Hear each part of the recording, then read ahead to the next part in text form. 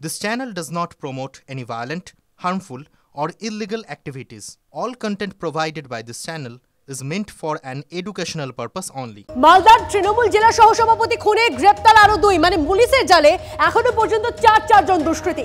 উদ্ধার একাধিক আগ্নেয়াস্ত্র, এখনো আরো একজনের তল্লাশি চালাচ্ছে পুলিশ। খুনে সুপারি দেওয়া হয়েছিল 10 লক্ষ টাকার, খবর পুলিশ সূত্রে। কিন্তু এই দুষ্কৃতীদের সুপারি দিল কে? কে মাস্টার মাইন্ড? তার তদন্ত চালাচ্ছে এখন অবধি পুলিশ।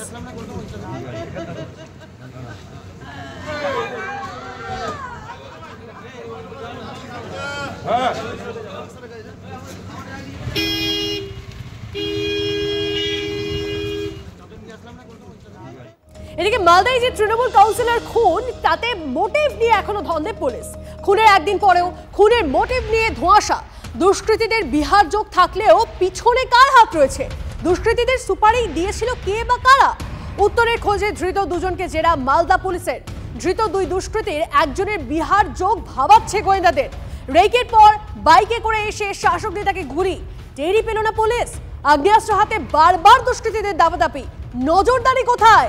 দুলাল সরকারের পুরনো শত্রুতা ছিল কিনা খতিয়ে দেখা হচ্ছে। গতকালই গোষ্ঠীদ্বন্দ্বে অন্তর্ঘাতের আশঙ্কা প্রকাশ করেন অভিষেক বন্দ্যোপাধ্যায়।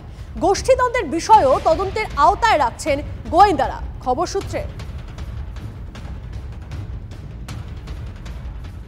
রাজনৈতিক কোন্দল থাকতে পারে, তার মানে মৃত্যু, মার্ডার করে দেওয়া, এটা কিন্তু ব্যক্তিগতভাবে আমি কোনো দিনও মেনে নিইনি।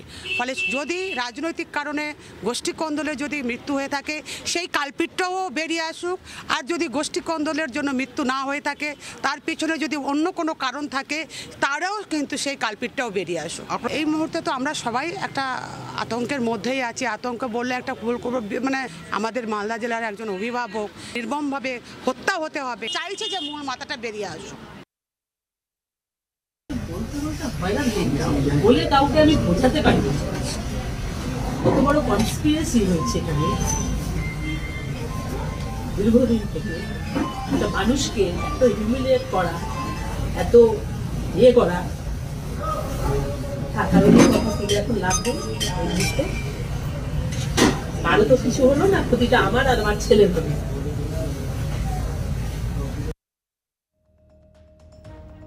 UEM Jaipur is a perfect target for prospective students aspiring for good jobs, good education with future-ready skills. শাসক নেতার মাথায় গুলি করে খুন হয়ে গেল, কিন্তু আচ্ছা, অন্তর্দ্বন্দ্বে কি মালদায় খুন তৃণমূলের জেলা সহসভাপতি? প্রশ্ন উস্কে দিলেন খোদ অভিষেক বন্দ্যোপাধ্যায়।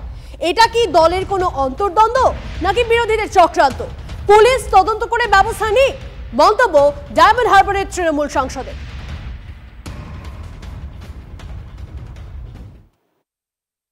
মালদার ক্ষেত্রে জেলা প্রশাসন রয়েছে, মালদা জেলা পুলিশ রয়েছে, তারা ব্যবস্থা নেবে। পুলিশ ধরবে কে এর সাথে যুক্ত।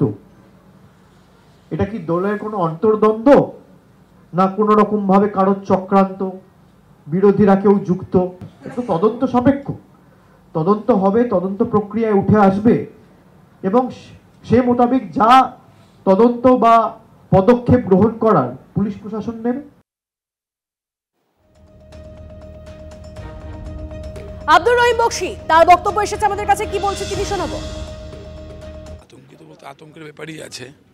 দিন দুপুরে ধরুন শুটার, আমরা আগেও বলেছিলাম বিহারের সাথে জোরসাজোর বিহারের কিছু লোক টপকে চলে আসতে পারে, আর এই ধরনের ঘটনাগুলো ঘটিয়ে চলে যাচ্ছে।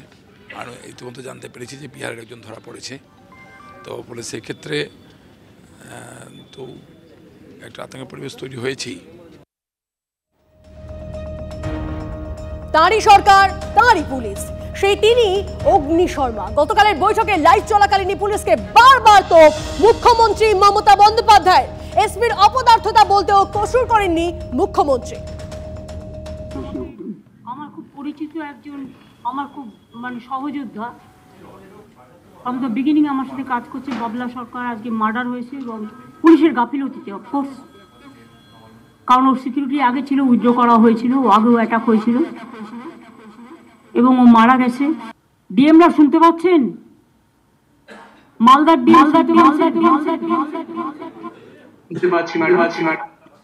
আপনার ওখানে তো আজকে আমার একজন পুরো সহকর্মীকে মার্ডার হয়ে গেল এসপির অপদার্থতার জন্য। তার সিকিউরিটিও আগে তুলে নেওয়া হয়েছিল। আমি পার্সোনালি চিনতাম, আগেও সে অনেকবার অ্যাটাক করেছে, সে ইলেক্টেড জনপ্রতিনিধিও ছিল। এটা খুব দুর্ভাগ্য আমাদের। ওখানে বর্ডার আর কালিয়াচক নিয়ে যদি ব্যস্ত থাকেন তাহলে কিন্তু জেলার ডেভেলপমেন্ট হবে না। Please forget that. ওখানে প্রোটেকশন করুন। দেখুন, রাজ্যের উত্তর থেকে দক্ষিণ অপরাধে বারবার মিলছে সেই বিহার যোগ। অস্ত্রবাজার থেকে সুপারি কিলিং, সাইবার প্রতারণা হোক বা ডাকাতি, পিছনে সেই বিহার গ্যাং। মালদার শাসক নেতা খুনের পিছনেও সেই বিহার যোগ। ধৃত দুজনের একজন বিহারের কাটিহারের বাসিন্দা।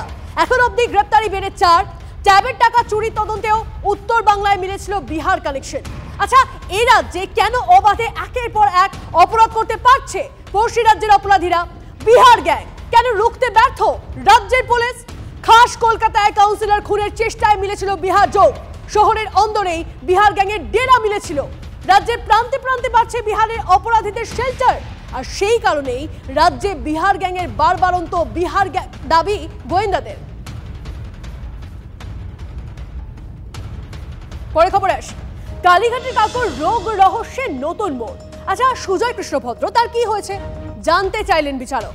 পেসমেকারের ব্যাটারি কাজ করছে না, দাবি কাকুর আইনজীবী। সুজয় কৃষ্ণর হৃদযন্ত্রের সমস্যা নেই, অন্য রোগের চিকিৎসা প্রয়োজন। বিএম বিড়লা হাসপাতালের রিপোর্টে উল্লেখ খবর সূত্রের। সুজয় কৃষ্ণর পেসমেকারে কোনো সমস্যা নেই, দাবি চিকিৎসকদের। কাকুর পেসমেকারের মেয়াদ এখনো 2.5 বছর, জানিয়েছে পেসমেকার কোম্পানি।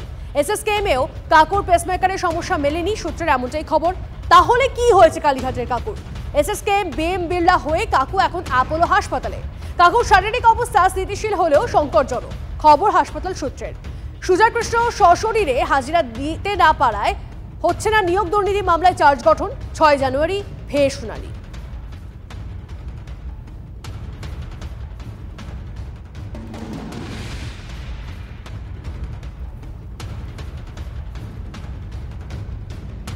সৌরভ আমাদের প্রতিনিধি আমাদের সঙ্গে রয়েছে, সৌরভের সঙ্গে সরাসরি কথা বলি। সৌরভ, বারবার করে এই প্রশ্নই হচ্ছিল, যখন একের পর এক যখন এই হাসপাতালেও তাকে স্থানান্তর করা হচ্ছিল তখনও প্রশ্ন উঠছিল যে কালীঘাটের কাকু তার সমস্যা কোথায়, তার কি হয়েছে?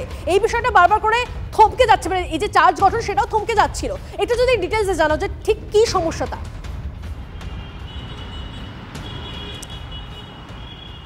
তন্নিষ্ঠা, দেখো, নতুন বছরের দোরগোড়ায় কাকুর অসুস্থতা ঘিরে যে রহস্য তৈরি হয়েছে, তার যে রহস্য, যে সূত্রপাত, সেই সূত্রপাত হচ্ছে বৃহস্পতিবার দিন আদালতে যে সওয়াল জবাব পর্ব হয়, যেখানে কাকুর অসুস্থতা নিয়ে বিচারক জানতে চান যে সুজয় কৃষ্ণ ভদ্রের ঠিক কী হয়েছে।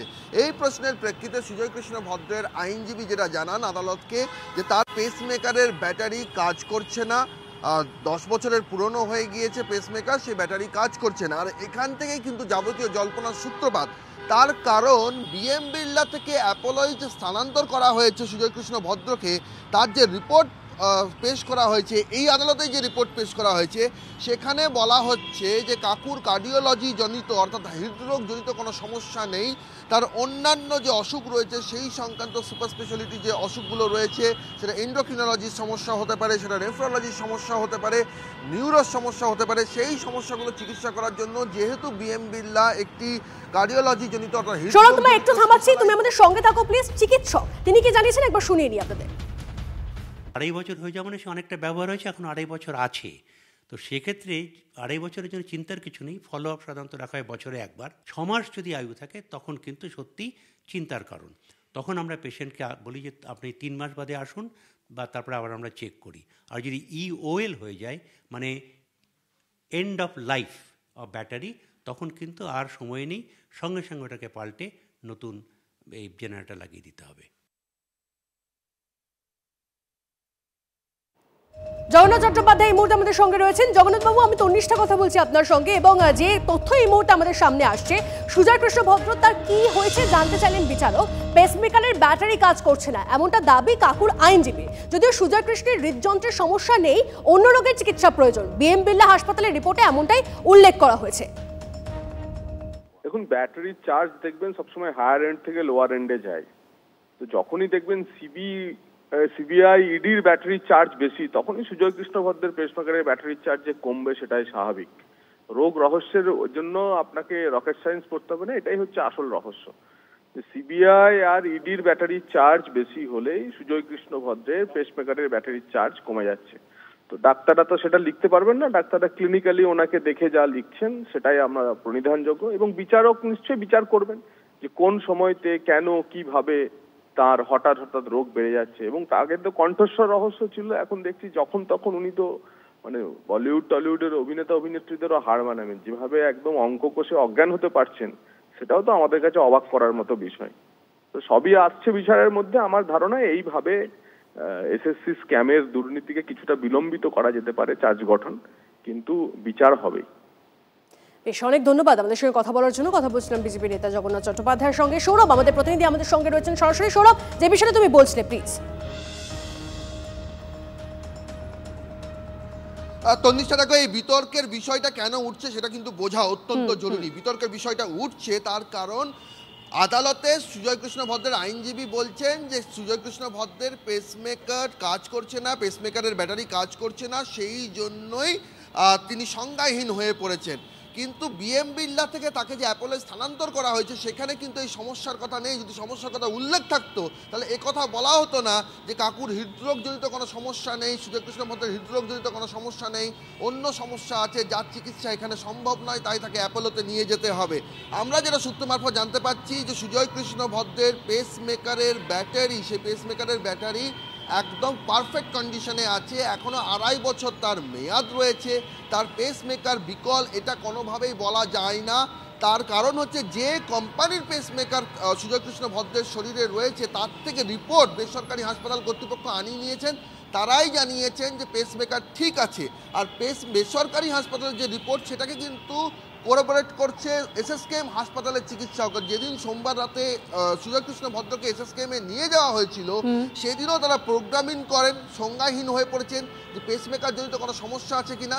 সেখানেও কিন্তু দেখা গিয়েছে পেসমেকারের কোনো সমস্যা নেই। এমনকি তিনি যে ভেন্টিলেশনে ছিলেন সেক্ষেত্রেও কিন্তু যেটা বলা হয় যে pacemaker dependent patient Sujoy Krishna Bhadra সেটাও নয়, এমনটাই জানাচ্ছেন চিকিৎসকরা।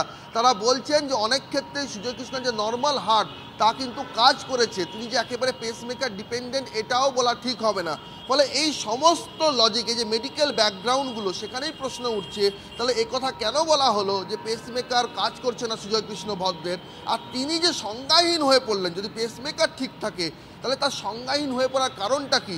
তার কি কোনো মেডিকেল ইনভেস্টিগেশন হয়েছে? তিনি কেন সংজ্ঞাহীন হলেন? তার কি কোনো মেডিকেল ইনভেস্টিগেশন? তাহলে আইনজীবী কিসের ভিত্তিতে বলছেন যে পেসমেকার কাজ করছে না? অবশ্যই এই বিষয়টা তো বিতর্কের সৃষ্টি করছে। আমরা তোমার থেকে আপডেট নিতে থাকবো। অনেক ধন্যবাদ তোমাকে সৌরভ। আমরা কথা বলবো এই মুহূর্তে, আমরা যোগাযোগ করে নিচ্ছি সুজন চক্রবর্তীর সঙ্গে, সিপিএম নেতা, তিনি আমাদের সঙ্গে রয়েছেন। সুজন বাবু, আমি তন্নিষ্ঠা কথা বলছি আপনার সঙ্গে, এবং সুজয় কৃষ্ণ ভদ্র তার কি হয়েছে এমনটা জানতে চাইলেন বিচারক। পেসমেকারের ব্যাটারি কাজ করছে না এমনটা দাবি কাকুর আইনজীবীর, কিন্তু সুজয় কৃষ্ণর হৃদযন্ত্রের সমস্যা নেই, অন্য রোগের চিকিৎসা প্রয়োজন বলা হচ্ছে বিএম বিড়লা হাসপাতালের রিপোর্টে। নতুন কথা তো কিছু না। কাকু যদি ঠিকমতো করে ষড়যন্ত্রে কথা বলতে পারে, যদি ঠিক সব প্রমাণিত হয়, তাহলে কাকুর ভাইপো সহ অনেকের কপালে দুঃখ আছে।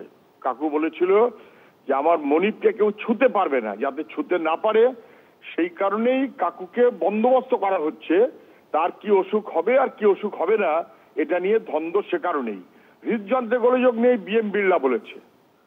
আচ্ছা, অন্য যা চিকিৎসা করছিল সেটাও খুব ইস্যু নয়, এটা অ্যাপোলো বলছে।